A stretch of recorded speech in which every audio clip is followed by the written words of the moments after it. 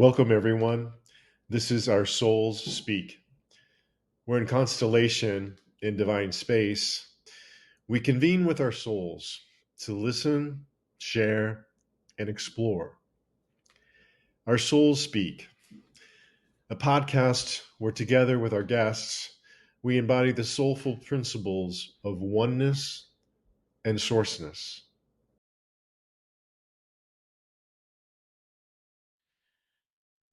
Welcome to this episode of Our Souls Speak. It's my honor to introduce our guest today, Sophie Gregoire. Sophie is an ascension and transformation guide. She believes our higher purpose in life is joy, and that each soul has unique gifts and talents and mysteries to reveal to themselves and the greater world.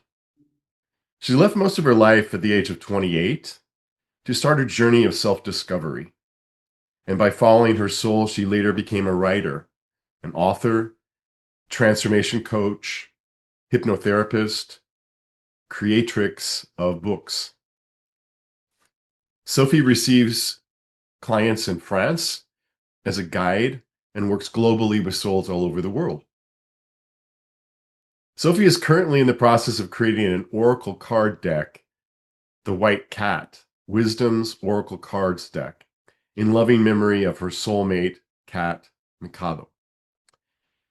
She believes this deck holds deep spiritual power and magic and will guide people through their challenges, transformations, and life cycles. Welcome, Sophie. Thank you, Greg, for this powerful introduction. And thank you for sharing about the deck, which is a very important project at this time. Yeah, so before we get into your topic today of implementing your guidance as a pathway to serenity, why don't you talk a little bit about your deck? Because that's another form of guidance for us, right? Yeah. I love decks. Yeah, me too. It's like a long story, but to be brief about it, I've always loved cards to connect with what could be and the energy of the now, and as like a grounding, guiding tool that we can use in the daily. And so I had this dream, like it's been years I was thinking and dreaming of creating a deck, but I didn't know when and why and what would be like the catalyst into this. And in May, through like a very like sudden sort of not accident, but like disease, my cat Mikado passed away, and he's been like a very key figure of my life in recent years. Came with me in all my travels and was very protective. Like had a very interesting energy, also like with a masculine, like very interesting figure. And so that evening, one of my friend who lives in the US sent me like 3 cards she had made about Mikado, saying he whispered to me to do the cards. And I saw the cards and I'm like, okay, so that's the deck. Like the deck is coming from him.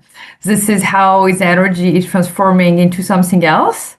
And I was in so much pain that I just like took the idea, and every time I was feeling him and feeling the pain of this and the way it happened, which was like very chaotic, I was writing for the deck or like working on it. So I really like channeled the grief.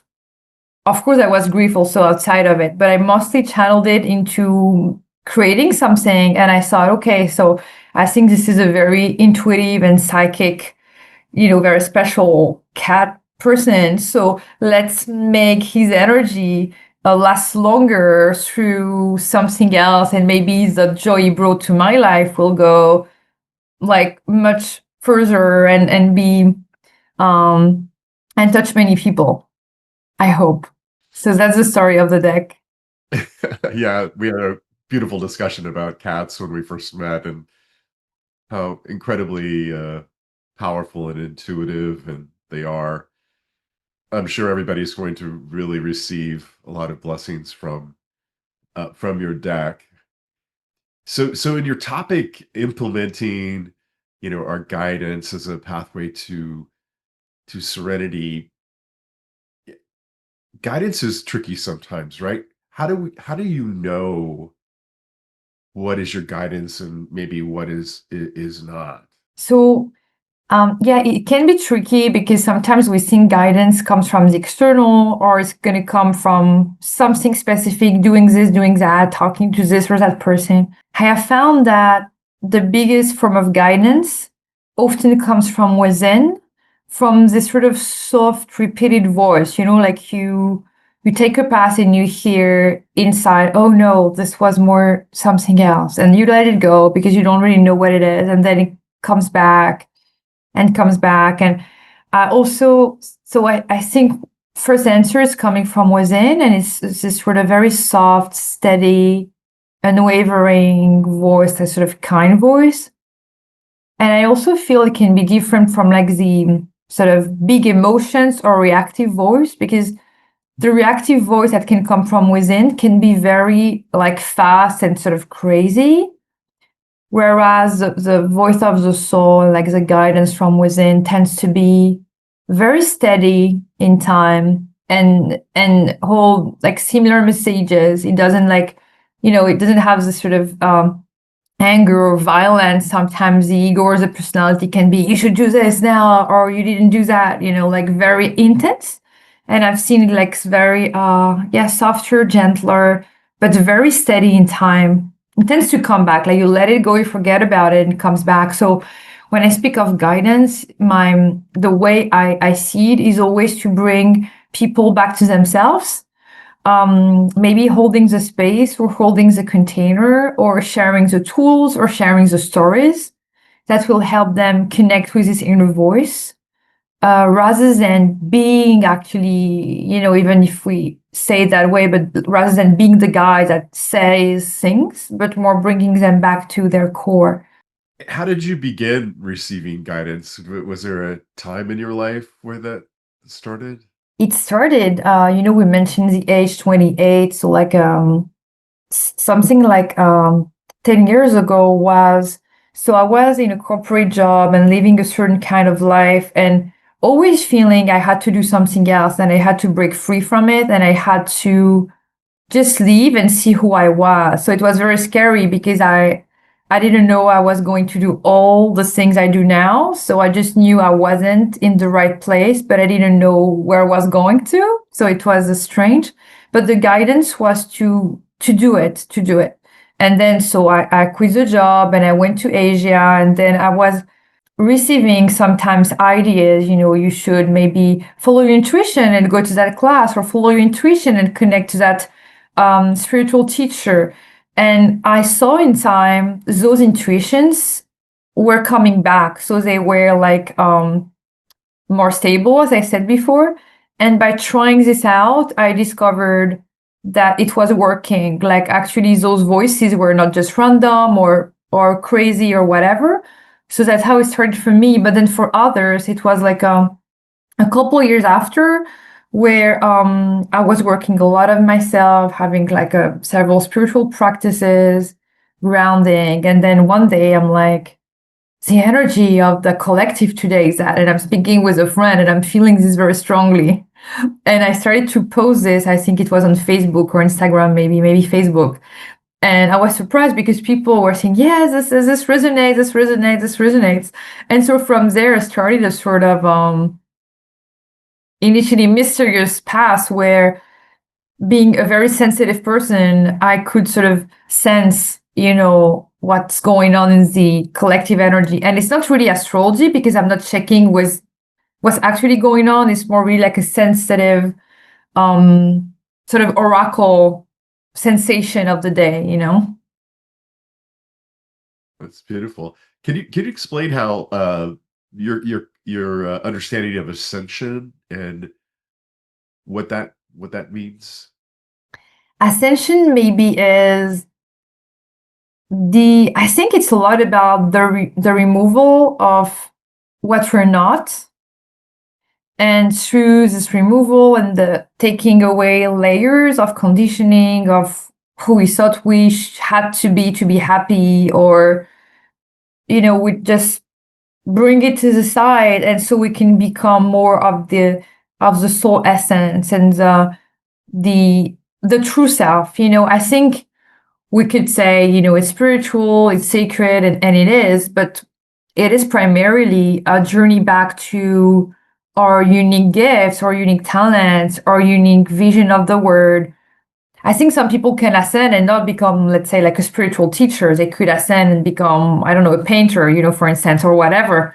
I think it's about reclaiming the essence of the self. And for me, it's in the body. It's almost like the soul expands within. Yeah, I remember when we talked about this, which I really agree with as well. We transform and then we bring it back to our real tangible experience of life. So whatever we find through ascending or finding the true self, it's true that we have to bring it back to what we actually do, what we actually create, the way we live. And so it's almost like finding some truth and then bringing it back to the way we do this life and we choose to experience this life, to connect with others, to what do we do with our energy, with the days, with our time. Yes, it tends to become like a very tangible manifestation, like what is our message to the world, right? So if we found the truth, what are we transmitting? What are we conveying to,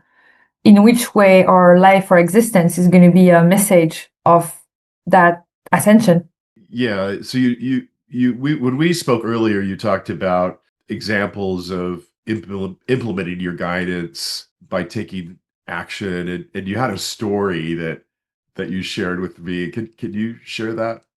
I decided to finally hear the guidance from within and actually take action about it.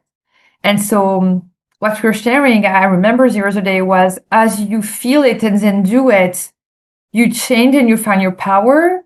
And you also find the evidence that you were on the right path, like when you listen to your guidance and when you were connecting with it. And then maybe you hear more that you should do or could do. And so you are more trusting your inner voice. And so you can try once again. So, but the story was to repeatedly feel like misaligned in the corporate in Paris and feeling like I had just more to leave and more to be in the word and more to heal and more to find and more to whatever. And so that repeated message ended up making me resign and quit that job and quit that place. And there, by embracing that outer layer, I started to find more connections, more practices I could enjoy. I joined yoga practices, I joined meditation practices, and things unfolded from there, from that evidence that there was more to be revealed. Like the intuition was right because I had the evidence of it. And then that gave me strain and energy to follow the next layers of intuition that could come up after. That by taking action on the guidance, we confirm it was most likely right. And also we find more power because, as we can stay always in the same layers of consciousness, but at the end of the day, it can be like a block because then we cannot experience the following level of who we are. So we can stay, but it's blocking our power, because maybe what we have to do, what we have to leave is located on the other layer. So we tend to be, we can stay, but we feel we have to go. And so it's by taking action that we find more of that power as well, that we can embrace it, leave it. And so find embodied power rather than just like thinking about it or connecting with it or feeling into it or all of this. What I found recently is that, I used to search for guidance, I think, and now it just like almost like appears holographically in front of me. And then there's just really no other choice but then to just move forward with it. Does that resonate with you, that example? Or Yeah, it's when we just have to move forward, right? Like it gets harder to avoid it. And it's bringing more tension and more confusion, and it's hard to, at the beginning it's scary to hear it, like, oh no, I have to make that change, or oh no, maybe I should do this and that. That's big. So the fear is in the change, and then after a while, it contains the spirit to remain, to not take action. It gets more like It's like we can feel the closeness like of the heart, and like when we know we have something to do and we should expand that direction, but we remain contained, so it gets heavier and harder to contain it. Right. Yes, and I feel this, even like with Mikado's deck, like when I started to have that idea, I was like, oh, that's a lot, I will not be able to do that or whatever. And then I thought about it the following day and I'm like, no, no, no, I should give it a try. And so maybe I think things like this, we have to think about very small steps to just continuing the path. Because sometimes we have in mind very big ideas or very big changes we should make, like leaving a job, leaving a relationship, like it feels crazy. But so if we just feel into very small little steps we can take, and we just maybe devote ourselves to not quitting that path of change. If we see it more as a journey and a path and a trajectory than like binary, okay, I'm gonna leave, like very scary expression. If we see it in like small steps, it always gets easier and it allows to stay on the path, even if the path sometimes doesn't go as fast as we wanted, but we are on the path of change. Would you mind leading us in like an exercise for our listeners to connect with guidance? Yeah. It's full moon today. And so maybe I was feeling into like guided meditation where like connected to the full moon. Okay. Perfect. We can just start closing our eyes whenever we are ready. Closing our eyes and feeling the breathing in and out of the body. Feeling the expansion, the contraction. Taking the time to notice the different parts of the body. Maybe the places where there is a bit of tension. Places where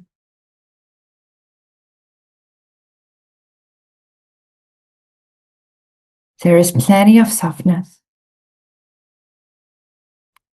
Feeling, just noticing, acknowledging,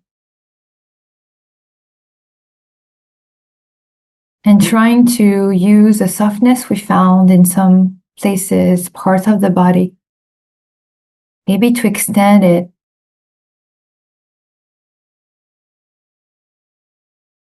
to the places where we had more tension.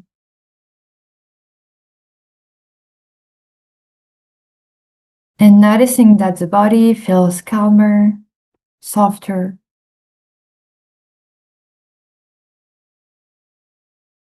compared to when we began, and that the breathing is finding its perfect pace.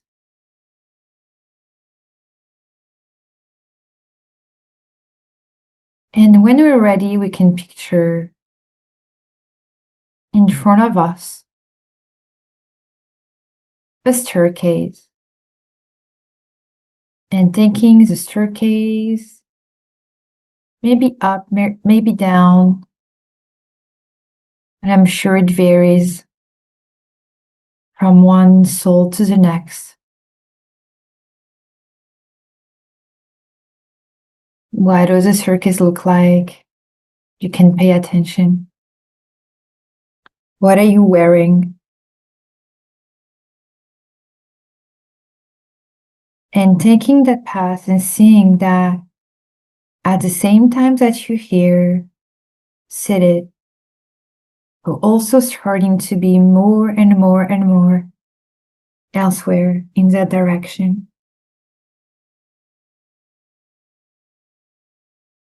And going forward and forward.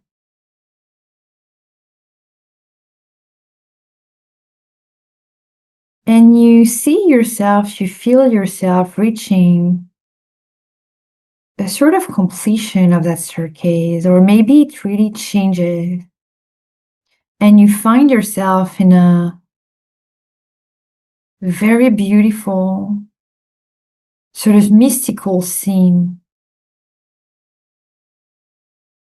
where you feel you can be your full authentic self.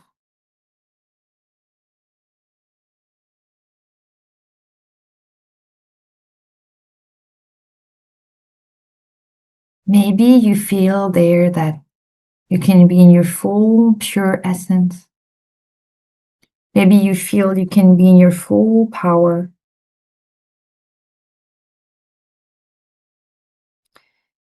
And that scenery, that setting could be something you know or something very new you never saw before, very imaginary, or a mix of both.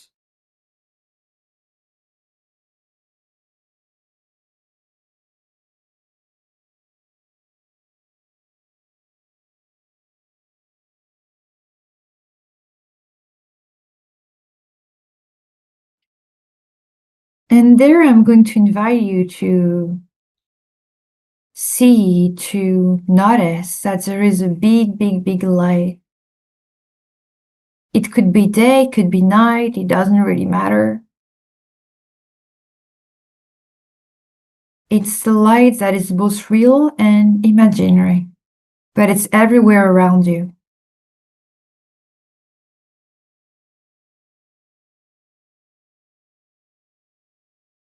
That light is connected with the light of the day of today and the light of the full moon that is more energetic than anything else.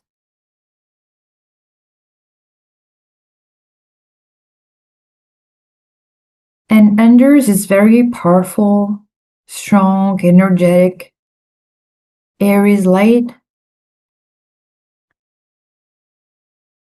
you're realizing you're ready to let go things, situations, maybe emotions, cords or memories.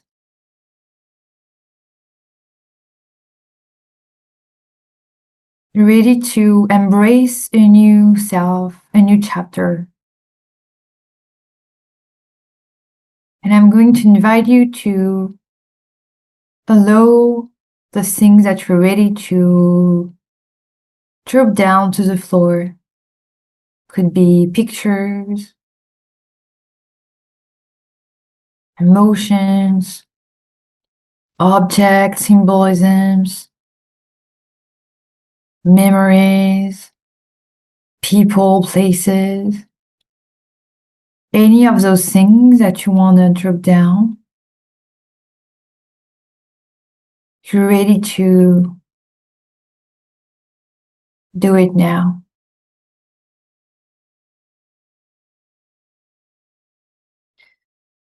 Those things are what's not needed for you as you continue moving forward. Maybe those things were needed for a while, useful for a while,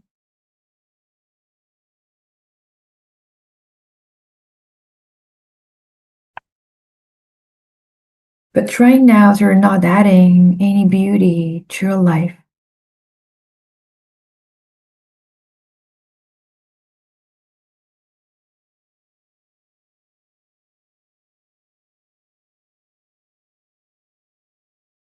And as you let them go, you can feel maybe some sadness, but you can feel so much air, so much opening in the heart coming back, flowing back to you.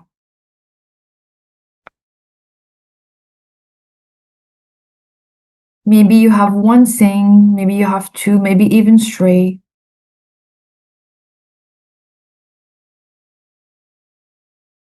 And you can drop them down to the floor. And when that is done, I'm going to invite you to keep moving forward on this beautiful setting. And as you go, you are calling in some improvements around you. Or maybe the space changes and you find yourself in a new place. Or maybe new things come. It changes. And it's going to be exactly situations you would like to experience soon. Beautiful, happy, powerful situations.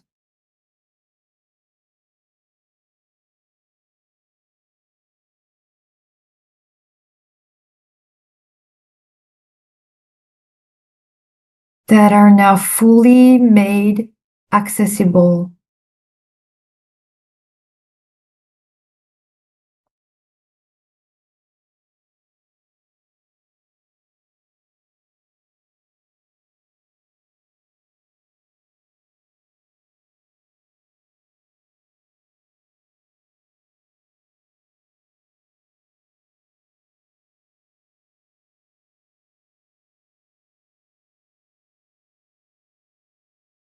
And as you lower your subconscious to bring all those things to you,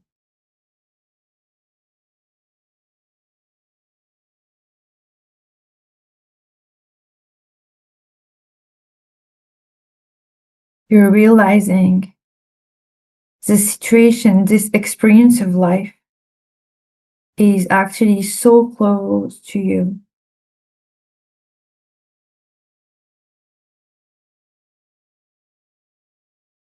So accessible.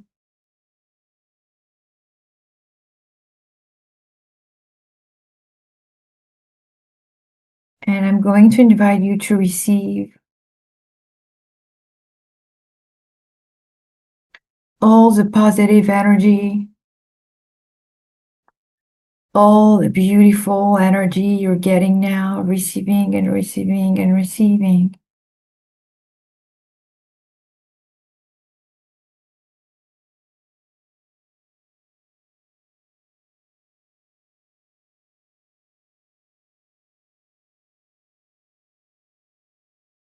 As if this new light, this light of this new dawn,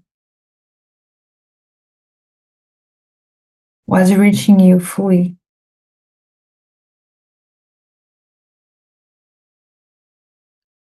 And remembering you let go of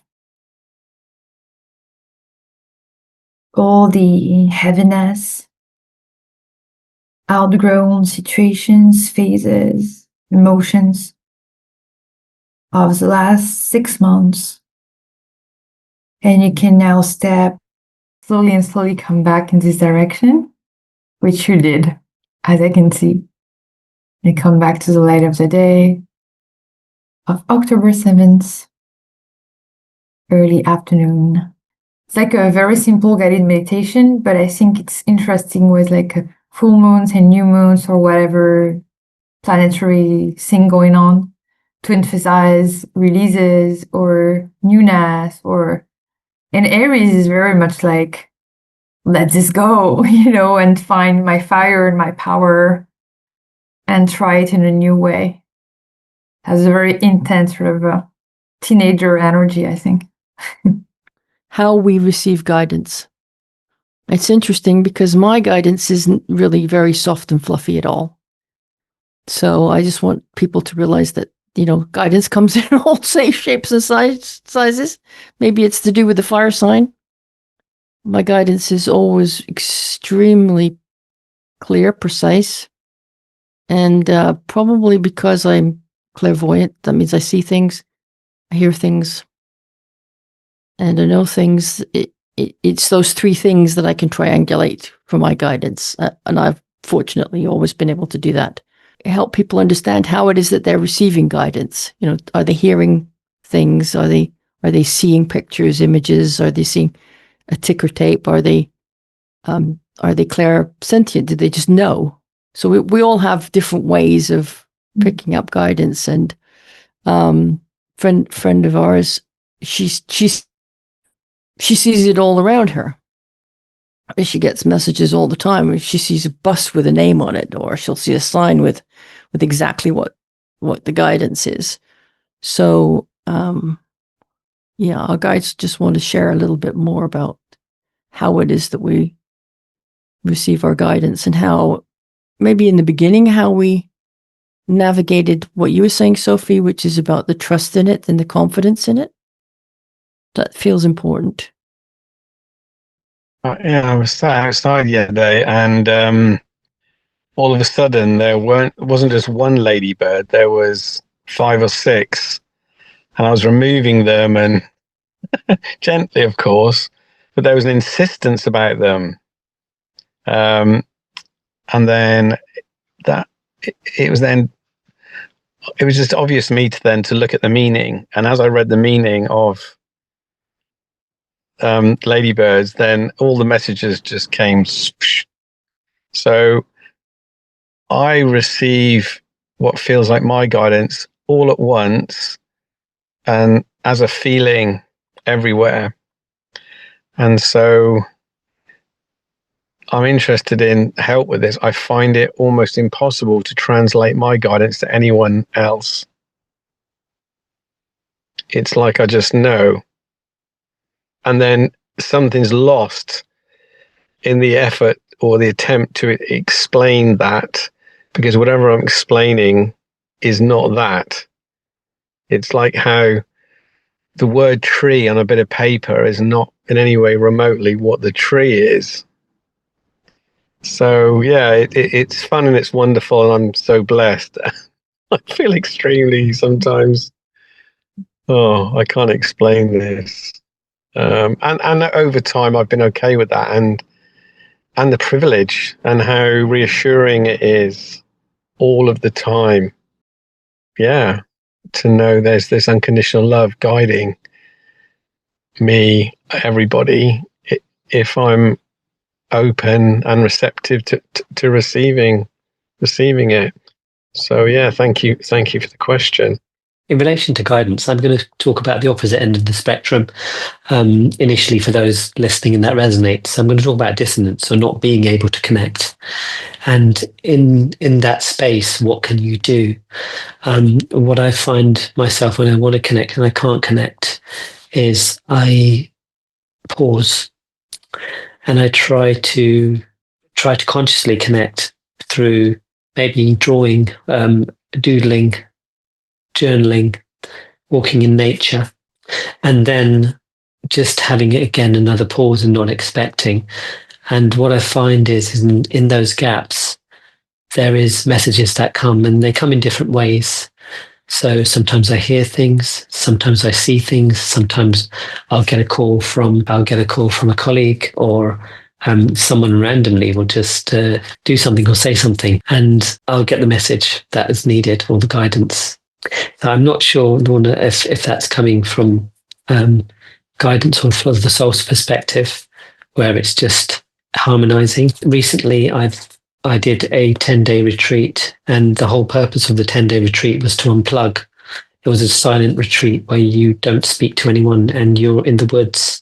And in essence, you're learning a technique of meditation. That was deeply helpful. And I realized that myself, I'm a conscious being in the state of love, where I'm just balanced. I'm neither happy, elated, blissful, nor am I, depressed, sad, or anything. I'm just very balanced. And that's the experience I had. And I got a lot of messages or downloads, communication. Yeah. So you unplugged from outside and plugged into inside.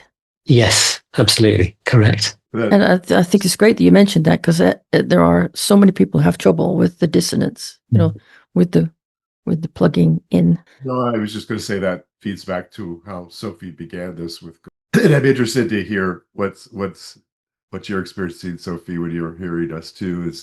It's my state of being that's essential, especially I think when I receive guidance in nature, because animals and plants, I think, and the spirits, relate to me better, or come to me more when I'm in a very quiet internal. I don't know what you sense about that, Sophie, but I, like Barry's example, I receive a lot of guidance from the animal kingdom when I'm on my walks.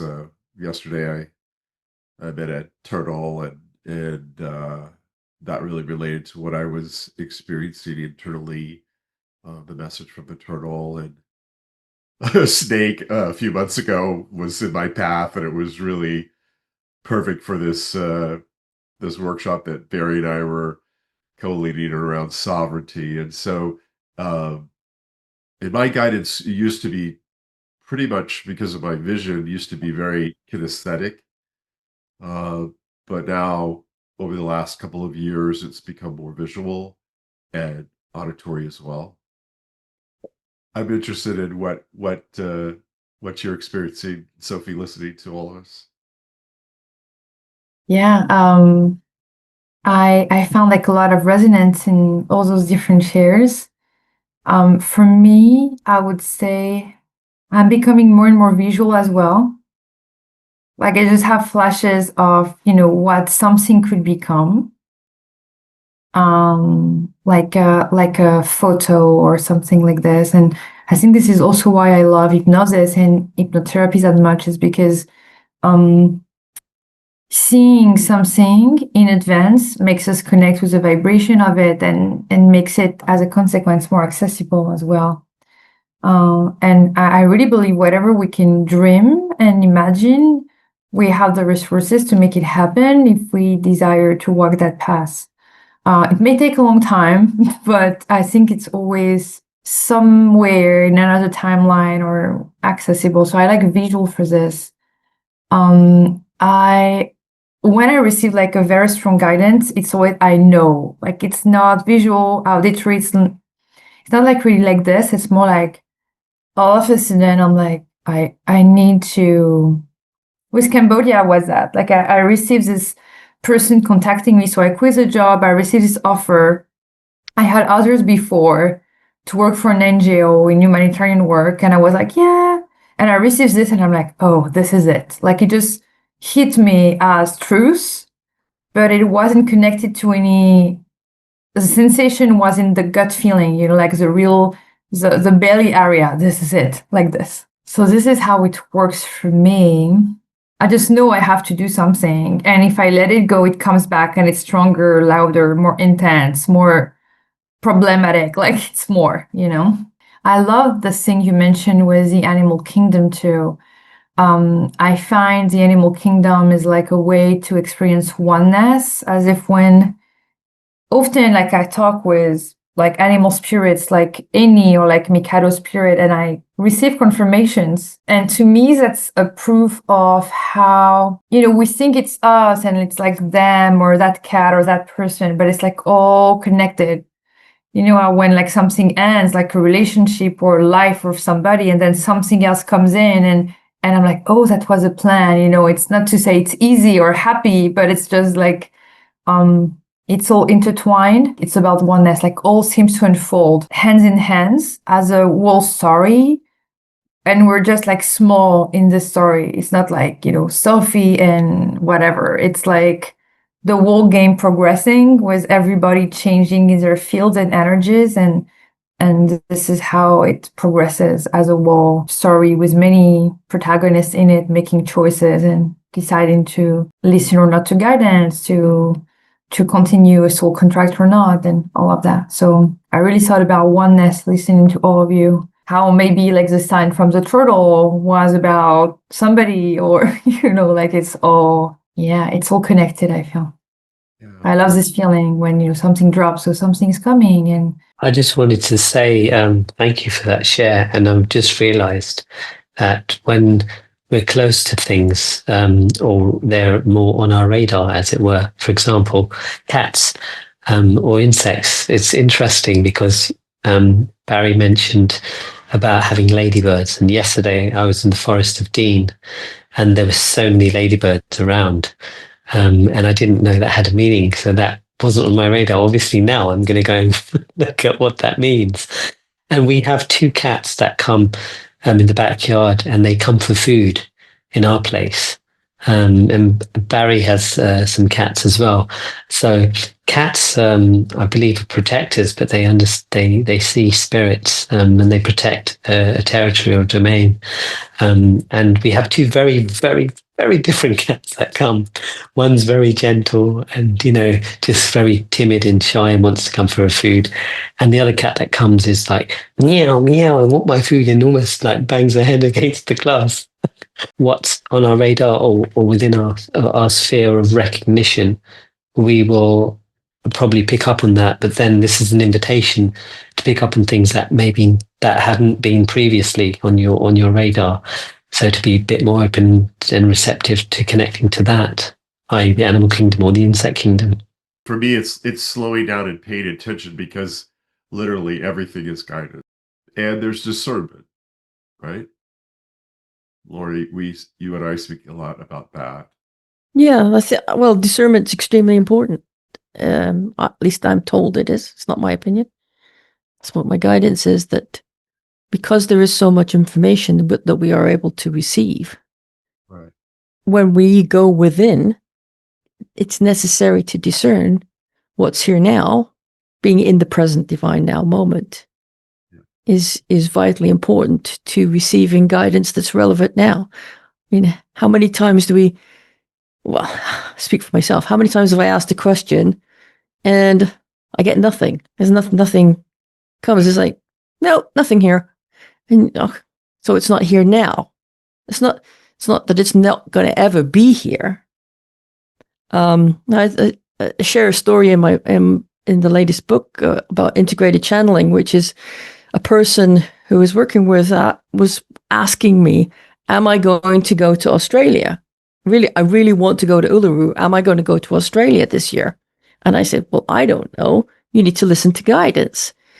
And they said, well, that wasn't a very pleasing answer for them.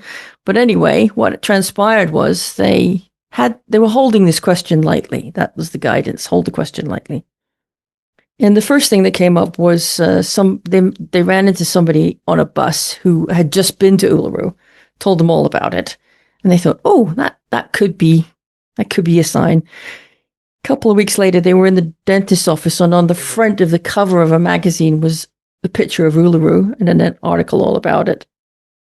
And finally, they had an opportunity. One of their colleagues said, well, what do you want to go to Australia? And they said, yes, that's my opportunity. So it's not that you can ask the question and you get an immediate answer. I mean, it takes discernment to know, is it now? Is it later? Is it for me? Is this guidance for me? Is it for somebody else?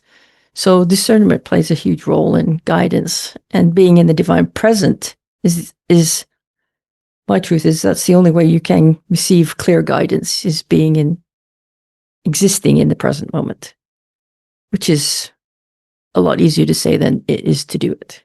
And I agree completely with what you said, Greg, that guidance comes all around us all the time, externally and internally. And listening, my guides are very fond of saying that. Listen, sit, listen. So we're still, many of us are still programmed to take action, but the aligned with divine will action, can only happen after we've listened. I love what you said, Lorna. I just wanted to mention that sometimes guidance comes after, but we can set the intention to receive an answer.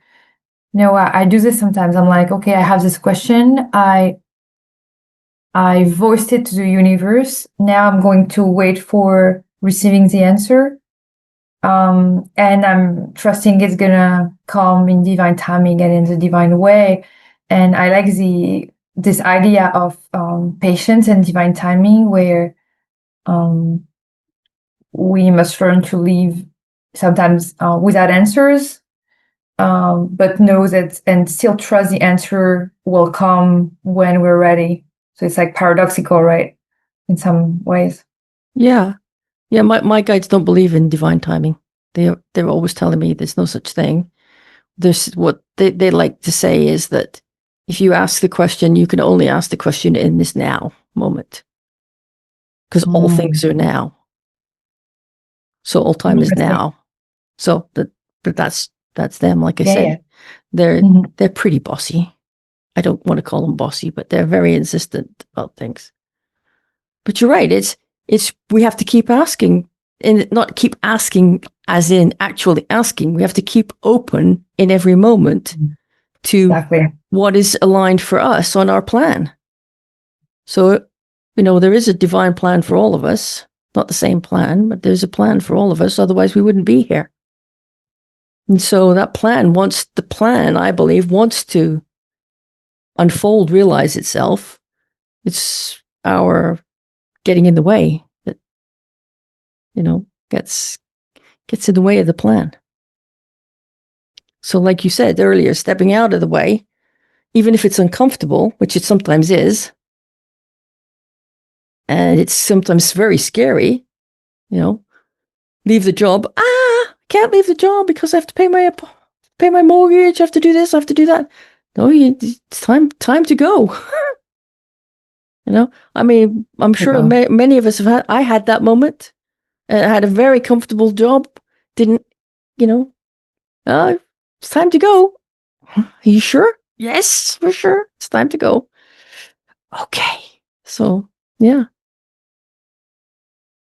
It's not always what we expect it's going to be. In fact, the less we have expectations, I believe, the happier the journey can be. Fewer expectations and fewer assumptions. Yeah, like you said, you didn't know you were going to be doing this 20 years ago, 10 years ago, what you're doing now. No. So that's the same. It's the same for me. I think it's the same for all of us here. Our question to you, Sophie, is what's present for you now? What's here now? I'm feeling a real sense of gratitude. I think this was the energy of this meeting and this, recording, whatever you want to call it, is very soft and like elevated, I feel. How to say this in English? It's like feels very pure, like very like a gathering of souls rather than a gathering of people. I know it's the same, but it's not exactly. So the way we came in is feels very ethereal to me. So I'm feeling a real sense of gratitude for this. I think we always learn so much by having those conversations and feeling how we all experience the same things, however differently based on, the way it works for us. And I like to feel both that it's those are like meta, topics like how do we receive guidance and oneness and all of this, but also how our own unique essence and power and energy and soul path and all of this create those little differences in between everybody, making the journey unique also. Like even if the ascension journey has something that's very common, then there are like all the little subtle differences in how it we embody it and we receive it and we connect with it. And so I love this uniqueness as well, which is also very Aries as a team. So yes, thank you for having me on board. I'm very grateful for the connection we had the other day with Greg and the connection we are having all today. Yeah, lovely. Thank you so much, Sophie. It's been such a delight to have you with us. And I feel like we've all descended into somewhere else during this conversation. Our souls descending into our bodies and having a very embodied experience is just, I'm very grateful too for sharing this hour with you. So thank you. Thank you very much. To receive more information about our guests and future events, please visit our website at OurSoulsSpeak.com. We are one.